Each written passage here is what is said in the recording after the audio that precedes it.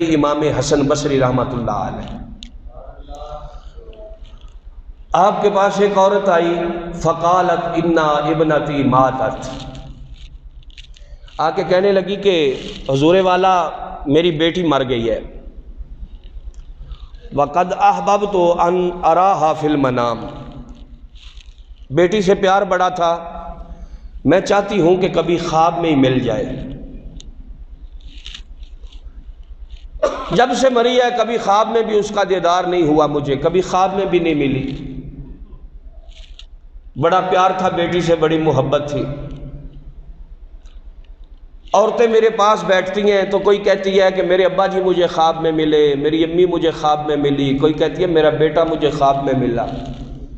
کوئی کہتی ہے میری بیٹی مجھے خواب میں ملی۔ تو جب وہ اپنوں کی بات کرتے ہیں تو مجھے بھی اپنی بیٹی یاد آ جاتی ہے، اور جب بیٹی یاد آتی ہے تو پھر میرا دل تڑپتا ہے، میرا جگر پھٹتا ہے، میری آنکھوں سے آنسو برستے ہیں، اور میں کہتی ہوں کہ کاش کہ کبھی میری بیٹی بھی مجھے خواب میں مل جائے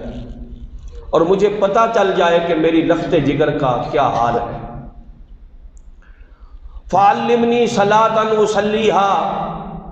آپ مہربانی کریں مجھے کوئی نفل بتائیں، مجھے کوئی نماز بتائیں کہ جو میں پڑھوں اور اس کے بدلے میں اللہ پاک مجھے میری بیٹی دکھا دے کہ وہ کس حال میں ہے۔ پھر وقت گزرا، حضرت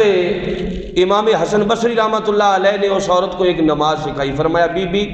اتنی رکعتیں پڑھا کر، ہر رکعت میں یہ پڑھا کر، اس کے بعد اس طرح دعا کرنا، اللہ کرے گا تجھے تیری بیٹی کے احوال کی خبر ہو جائے گی، تیری بیٹی اللہ تجھے ملا دے گا۔ فرات ابنتہا، وقت گزرا تو اس نے اپنی بیٹی کو خواب میں دیکھا، وعلیہا لباس الکتران، اس پر تانبے کا لباس ہے، والغل فی عنقہا، اس کی گردن میں طوق ہے، والقید فی رجلہا، اس کے پاؤں میں بیڑیاں ہیں۔ ماں تھی، جب ماں نے دیکھا تو چیخیں نکل گئیں، کہا یا اللہ میری بیٹی سے کون سی غلطی ہو گئی کہ جس کی وجہ سے اسے اتنا بڑا عذاب دیا جا رہا ہے۔ تانبے کا لباس ہے، گردن میں طوق ہے، پاؤں میں بیڑیاں ہیں، آگ کے صندوقوں کے اندر بند کر کے اسے اتنا بڑا عذاب دیا جا رہا ہے۔ ماں رونے لگی، تڑپنے لگی، کہنے لگی اس سے بہتر تھا کہ میں نہ دیکھتی، یہ مجھے خواب میں نظر نہ آتی، اب جب یہ نظر آ گئی ہے تو اب ماں کو چین کیسے آئے، کیونکہ ماں باپ کے دل کی مثل اللہ نے کائنات میں کوئی دل نہیں بنایا۔ لکھاں ساک نے بندے دے وچ دنیا، پر نہیں ساک کوئی ماں دے ساک ورگا، تے پتر پاویں زمانے دا ولی ہووے، نہیں او ماں دے پیراں دی خاک ورگا۔ ماں ہی ہوتی ہے، ماں باپ کے دل کی مثل اللہ نے کائنات میں دل بنائے ہی کوئی نہیں۔ تو جب ایک ماں نے اپنی بیٹی کی یہ حالت دیکھی تو وہ ماں تو تڑپنے لگی اور آنکھوں سے چھم چھم آنسو برسنے لگے، اور اس کا کلیجہ پھٹنے لگا، اور اس کا دل ابلنے لگا، اور منہ کو آنے لگا، اور رو رو کے تڑپ تڑپ کے کہتی ہے مالکہ میری بیٹی نے کون سا جرم کیا ہے، کون سی غلطی کی ہے جس کی وجہ سے اتنی بڑی سزا میں اور اتنے بڑے عذاب میں مبتلا ہے۔ یہ تو ناک پہ مکھی نہیں بیٹھنے دیتی تھی، آج تانبے کا لباس، یہ تو ایک لمحے کے لیے تکلیف برداشت نہیں کرتی تھی، آج اس کی گردن میں طوق، یہ تو ایک پل کے لیے بھی خود کو کسی جگہ پر محصور نہیں کرتی تھی، آج اس کے پاؤں میں بیڑیاں آ گئی۔ میرے پروردگار یہ کیا ہوا اس کو؟ میرے بیلیوں وقت گزرتا گیا، حتی رآ الحسن فی المنام، یہاں تک کہ کچھ دنوں کے بعد حضرت امام حسن بصری نے خواب میں دیکھا اسی لڑکی کو، وَهِيَ فِي الْجَنَّةِ عَلَى سَرِيرٍ وَعَلَى رَأْسِهَا تَاجٌ۔ حضرت امام حسن بصری نے کیا دیکھا کہ جنت کا باغ ہے اور ایک لڑکی اس باغ کے اندر ٹہل رہی ہے، وَعَلَى رَأْسِهَا تَاجٌ، اور اس کے سر کے اوپر جنت کا تاج ہے، اور اس کے دائیں بائیں جنت کی حوریں ہیں، آگے بھی جنت کی حوریں، پیچھے بھی جنت کی حوریں، دائیں بھی حوریں بائیں بھی حوریں، اور وہ اس کو سلامیاں پیش کر رہی ہے، اس کو پروٹوکول دے رہی ہے۔ حضرت امام حسن بصری نے دیکھا تو دیکھ کے کہنے لگے یہ کوئی اللہ کی ولیہ جا رہی ہے،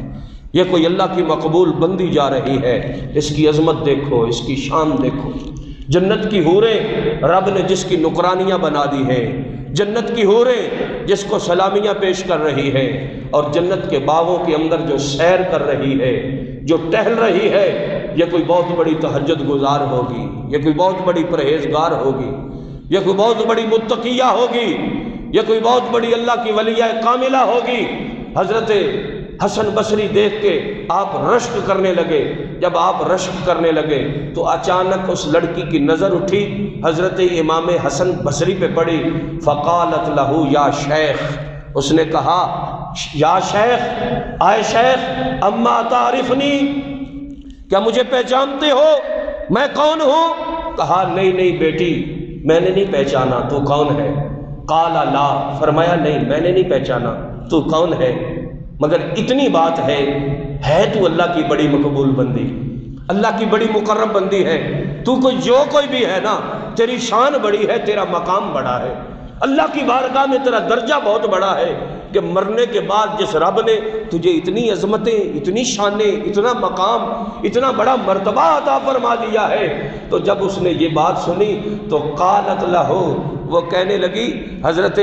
امام حسن بصری کو، اس نے کہا انا تلک المرأة التي علمت امي الصلاة فرأتنی فی المنام، تو وہ کہنے لگی کہ آئے شیخ، میں اسی بڑھیا کی بیٹی ہوں جو آپ کے پاس آئی تھی اور آپ نے اسے نماز سکھائی تھی، اور اس نماز کے پڑھنے کے بعد میں اسے خواب میں ملی تو اس نے اپنا خواب آپ کو سنایا۔ جب حضرت امام حسن بصری نے یہ بات سنی تو آپ دنگ رہ گئے، برتہ حیرت میں پڑ گئے، کہا واہ مالکہ، اتنی بڑی تبدیلی! ماں اس کی یہ کہتی تھی کہ اس کو تانبے کا لباس پہنایا گیا ہے، اس کی گردن میں توق ہے، اس کے پاؤں میں بیڑیاں ہیں، اور جہنم اور آگ کے صندوقوں کے اندر اسے بند کر کے عذاب دیا جا رہا ہے، اور میں یہ کیا دیکھ رہا ہوں؟ کہا میری بیٹی بتا تو صحیح، مرنے کے بعد تو عمل کا دروازہ بند ہو گیا، نہ مرنے کے بعد تو نے نمازیں پڑھی، نہ مرنے کے بعد تو نے شب بیداری کی، نہ مرنے کے بعد تو نے کوئی روزہ رکھا، نہ مرنے کے بعد تو نے کوئی حج کیا، نہ مرنے کے بعد تو نے کوئی صدقہ خیرات کیا، مرنے کے بعد توبہ کا دروازہ بھی بند ہو گیا۔ میری بیٹی مجھے بتا تو صحیح، یہ اتنا بڑا مقام پھر تجھے کیسے مل گیا؟ یہ اچانک اتنی بڑی تبدیلی کیسے آ گئی؟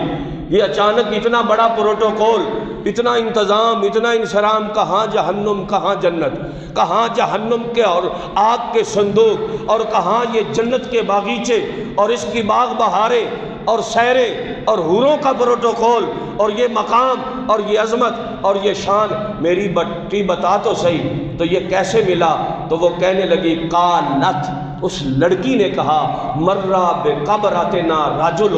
ایک مرتبہ ایک آدمی ہمارے قبرستان سے گزرا تھا، جب وہ قبرستان سے گزرا فصلی علی النبی صلی اللہ علیہ